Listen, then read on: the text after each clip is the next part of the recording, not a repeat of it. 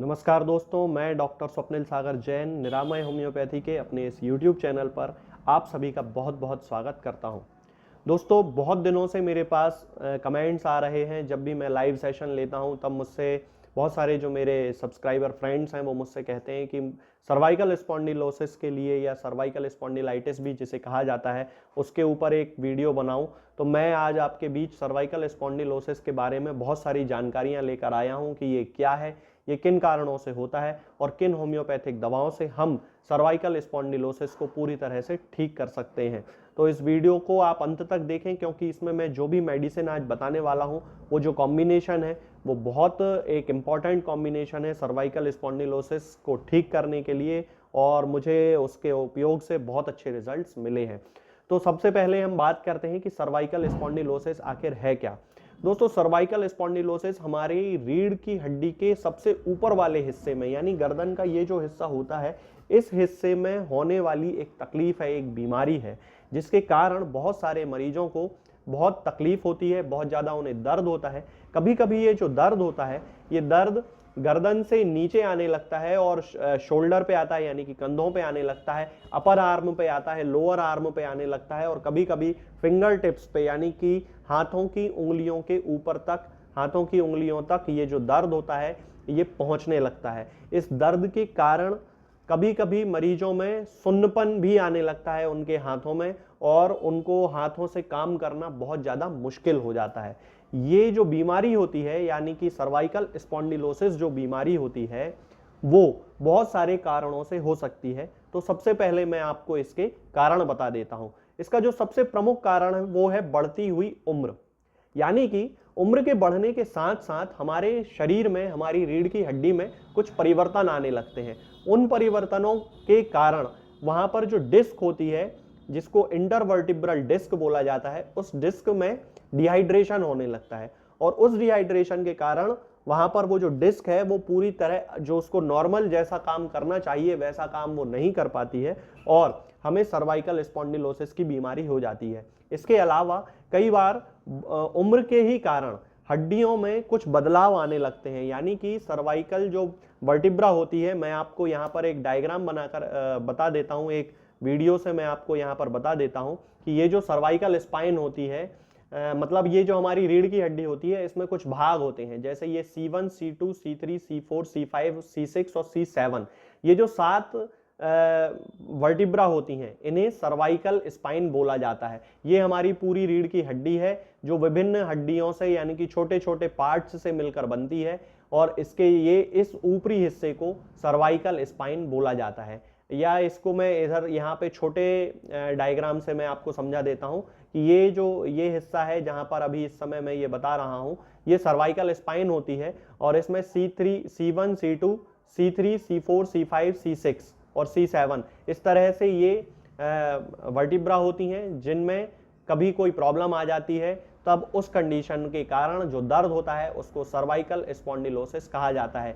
ये यहाँ पर जो आप देख रहे हैं ये सर्वाइकल डिस्क कहलाती है। मेरे जो लेफ्ट हैंड पर मैं यहाँ पे कर्सर जो शो कर रहा हूँ, ये जो स्पेस है, ये जो पार्ट है, इस पार्ट को सर्वाइकल डिस्क बोला जाता है, और इस डिस्क में डिहाइड्रेशन हो जाने के कारण, यानी कि इसके सूख जाने के कारण भी सर्वाइकल स्पॉन्डिलोसिस की बीमारी होती है।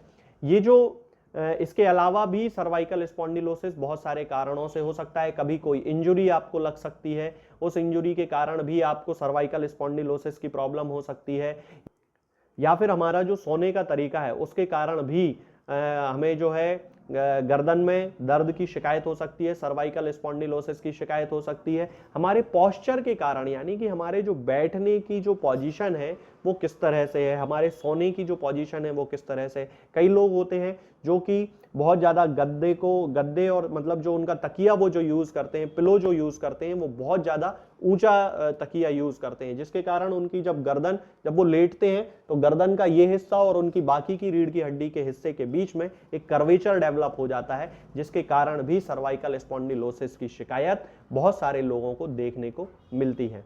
दोस्तों, अब मैं आपको बताता हूं एक ऐसे कॉम्बिनेशन के बारे में जिसका उपयोग करने से हम सर्वाइकल स्पॉन्डिलोसिस के लगभग सभी केसेस को पूरी तरह से ठीक कर सकते हैं। इसमें जो सबसे पहली मेडिसिन आपको लेकर आना है दोस्तों वो है सिमिसीफ्यूगा रेसिमोसा। इसको एक्टिया रेसिमोसा भी बोला जाता है।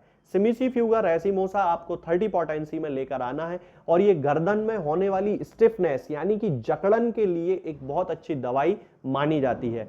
इसके साथ में आपको अगली जो मेडिसिन लेकर आना है वो है कालमिया लैटिफोलिया। कालमिया सर्वाइकल स्पॉन्डिलोसिस के वे केसेस जिनमें जो दर्द होता है वो गर्दन से नीचे होता हुआ कंधों तक आता है, हाथों तक जाता है, उस कंडीशन में कालमिया लैटिफोलिया एक बहुत अच्छी मेडिसिन है और कालमिया लैटिफोलिया को भी हमें 30 पोटेंसी में लेकर आना है। इसके साथ तीसरे नंबर पर हमें इस कॉम्बिनेशन के लिए जो मेडिसिन लेकर आना है वो है एसिड फॉस। एसिड फॉस को हमें 30 पोटेंसी में ही लेकर आना है और एसिड फॉस भी सर्वाइकल स्टिफनेस और सर्वाइकल स्पॉन्डिलोसिस के लिए एक बहुत ही कारगर मेडिसिन मानी जाती है। इसके बाद जो चौथी मेडिसिन है वो है फैगोपायरम एस्क्यूलेंटम। फैगोपायरम भी हमें 30 पोटेंसी में लेकर आना है और इसकी जो खासियत है वो भी सर्वाइकल स्पॉन्डिलाइसिस के वे केसेस जिनमें नंबनेस आने की शिकायत होती है यानी कि हाथों में सुन्नपन आने लगता है, कंधों में सुन्नपन आने लगता है, उस कंडीशन में फैगोपायरम एस्क्यूलेंटम बहुत अच्छा काम करती है। इन चारों मेडिसिन की 10-10 ml की मात्रा आपको लेकर आना है और उसे एक 50 ml की एक शीशी लें और उसमें आप इकट्ठा कर लें। ये जो कॉम्बिनेशन होगा वो लगभग 40 ml बन जाएगा और 10 ml की स्पेस आप उसमें खाली छोड़ दें। इसको अच्छे से शेक कर लें। इस कॉम्बिनेशन में से आपको 4-4 बूंद दिन में 3 बार करके लेना शुरू करना है और आप इसको डायरेक्ट टंग पे भी रख कर ले सकते हैं या फिर 1 चम्मच या 2 चम्मच पानी में मिलाकर भी आप इस कॉम्बिनेशन को ले सकते हैं। इसके साथ ही आपको एक और मेडिसिन लेकर आना है और वो है हाइपेरिकम का mother tincture. Hypericum mother tincture की 10-10 बूंद दिन में 3 बार आपको आधे कप या 1 कप पानी में मिलाकर पीना है और उस कॉम्बिनेशन और इस हाइपेरिकम मदर टिंचर के बीच में लगभग 5-7 मिनट या 10 मिनट का गैप जरूर रखना है। ये जो कॉम्बिनेशन है ये मैंने आपको जो कॉम्बिनेशन बताया है इस कॉम्बिनेशन के उपयोग से आपके सर्वाइकल स्पॉन्डिलोसिस के सभी तरह के केसेस को पूरी तरह से ठीक किया जा सकता है।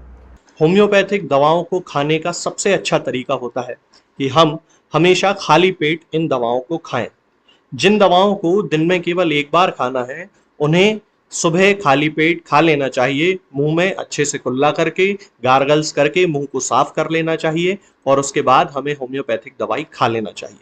जिन दवाओं को दिन में 2 बार या 3 बार या 4 बार खाना होता है उन दवाओं को खाली पेट खाने का मतलब होता है कि हम उन दवाओं को खाने के लगभग आधे घंटे पहले या फिर 2 से 2.5 घंटे बाद ही खाएं और उस स्थिति में भी हमारे मुंह में किसी भी वस्तु का किसी भी चीज का स्वाद नहीं होना चाहिए।